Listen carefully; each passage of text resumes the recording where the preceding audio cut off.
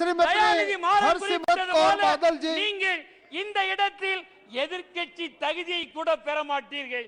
நன்றி. बादल जी शुक्रिया सर। सबसे पहले तो मैं इस चीज का दुख प्रकट करना चाहती हूं कि इस सेशन को चलाने के लिए एक नो कॉन्फिडेंस मोशन की आने की जरूरत हुई। पार्लियामेंट्री डेमोक्रेसी का ये हाल हो गया है कि इस सदन में कोई चर्चा ही नहीं होती। अब नो कॉन्फिडेंस जैसी मोशंस को लाके मणिपुर की चर्चा करके आज हाउस काम कर रहा है। और यही कारण है कि 16वीं लोकसभा के इस सरकार के पिछले 9 सालों में 16वीं लोकसभा में सबसे कम सिटिंग्स हुई थी और ये वाली तो 1957 के बाद मुझे लगता है सबसे कम होगी। तो इसका बड़ी दुख की बात है sir. The agenda today, I would say, is not a question of votes. It is a question of confidence. ये सिर्फ एक सिंपल मैथमेटिक कैलकुलेशन की बात तो है ही नहीं, क्योंकि मैथमेटिक्स या न्यूमेरिकल कैलकुलेशन तो इनके पास है। So the motion will fall. I think the key word here is confidence. क्या इस देश में सबका साथ और सबका विश्वास इनके साथ है कि नहीं? किसके साथ है? इनके साथ कि इनके साथ? हकीकत यह है कि आज क्या इस देश के किसान, इस देश के गरीब, इस देश के मजदूर, इस देश के माइनॉरिटी हिंदू, सिख, मुसलमान, ईसाई, क्या इन सब का विश्वास इनके पास है कि नहीं? It is do they have the confidence in this government? Sir, क्या आज के नौजवान और आज के महिला का विश्वास है इस सरकार के ऊपर? और जब मणिपुर की बात करें तो इट इज एब्सोल्युटली क्लियर कि मणिपुर की औरतों पे इस डबल इंजन सरकार पे कोई विश्वास नहीं है। लेकिन इससे बड़ी दुख की बात यह है सर, मैं कोट करती हूँ सर, कैमरा छोड़िए, आप मेरी बात रिकॉर्ड कर दिए, बहुत बड़ी बात है। यह डेमोक्रेसी कहाँ रह गई? अब तो कैमरा भी ऊपर से चलता है। सर, अटल बिहारी वाजपेयी जी ने on the 50th anniversary of India's independence इस पार्लियामेंट में कहा था, इट इज अभिशाप to take birth as a girl in this country. Sir, कितनी दुख की बात है कि आज अमृत काल चल रहा है, 75वां साल हो गया और आज भी हम वही एट्रोसिटीज को डिस्कस कर रहे हैं जो उस टाइम डिस्कस कर रहे हैं। What happened in Manipur is totally shameful and it is एक ह्यूमैनिटी के ऊपर एक कलंक है और उसकी जितनी सख्त निंदा करी जाए वही कम है। मैं पूछना चाहूंगी कि इस सरकार की माइनॉरिटी कमीशन क्या कर रही है? ये बोले नहीं, गए नहीं। माइनॉरिटी कमीशन के हेड क्या कर रहे हैं? कितनी बारी मणिपुर गए, कितनी बारी नू गए हैं? हमारे पंजाब के तो हमारे धार्मिक मसलों में इंटरफेयर करने का पूरा टाइम है, इधर जाने के लिए टाइम क्यों नहीं है? तो मैं हाथ जोड़ के सरकार को विनती करती हूँ कि राम के लिए इस अमृत काल में ये धर्म की राजनीति हर इलेक्शन के पहले इसको बंद करिए, ये जहर देश में मत घोलिए।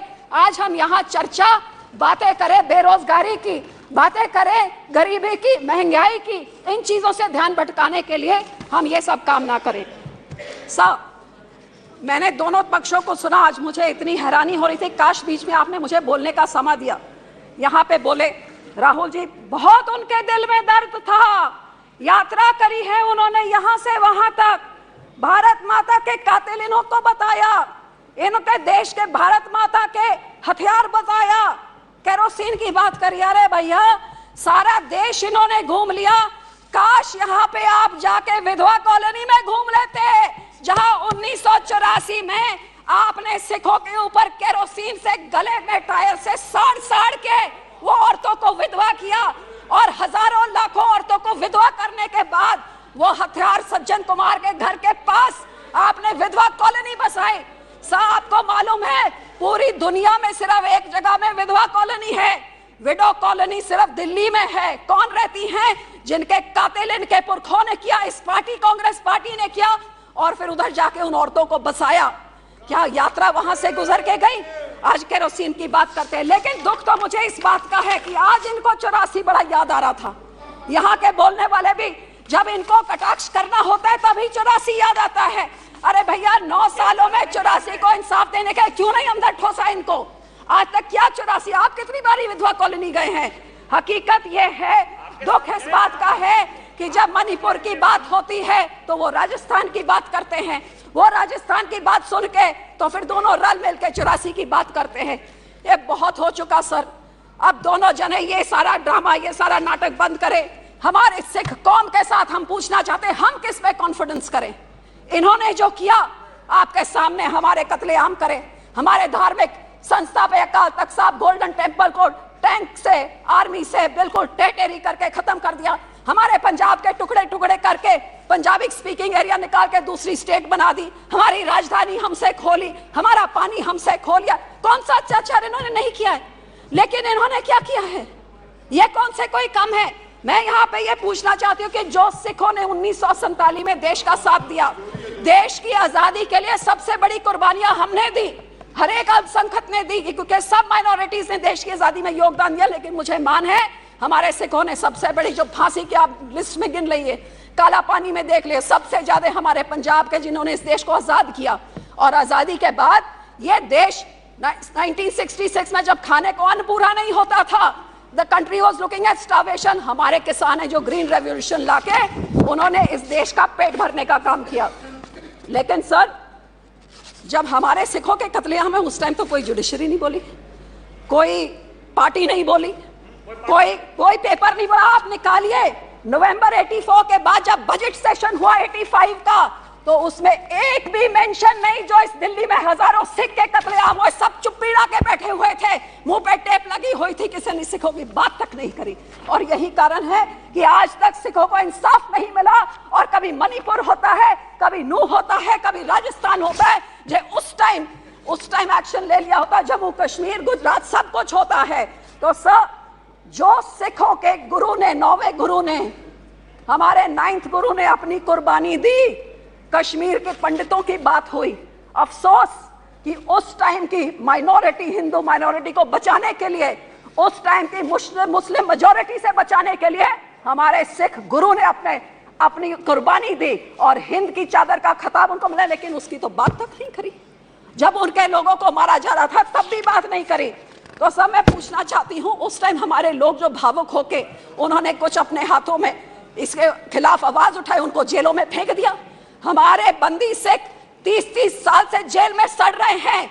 गुरु साहब के 550 साल, गुरु नानक देव जी के, इन्होंने रिटर्न, इस सरकार ने कहा था कि उनको छोड़ा जाएगा, तो क्यों आज तक नहीं छोड़ा है? मैं इनसे जवाब मांगना चाहती हूँ। तो सिखों के खिलाफ हमेशा ये बेइंसाफी रही है सर।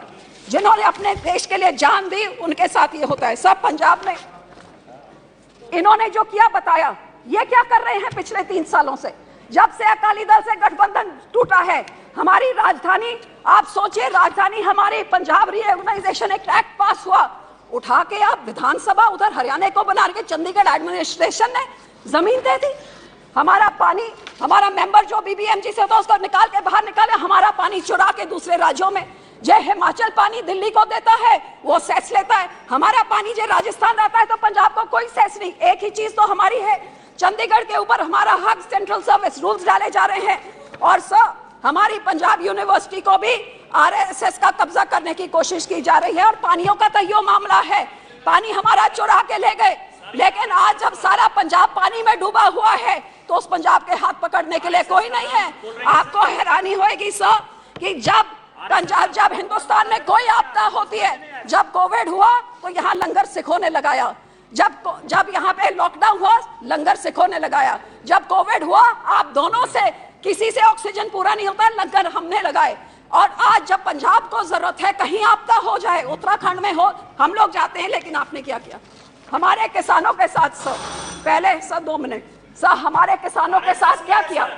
सर जो किसानों ने सबसे पहले इस देश पे ग्रीन रेवोल्यूशन लाके इस देश का पेट भरने का, अब तो कह रहे हैं इन्होंने, लेकिन 70 साल से तो हम पेट भर रहे हैं। उनके ऊपर आप काले कानून लेके आए, अपने मंत्री की, अपनी एलआई की बात नहीं पूछी, सुना नहीं। और जब बोलते थे मत लाओ, किसानों ने नहीं सुना और आखिर में मानना पड़ा। किसानों ने मजबूर किया कि गलत बिल थे, आपको वापस लेना पड़ा।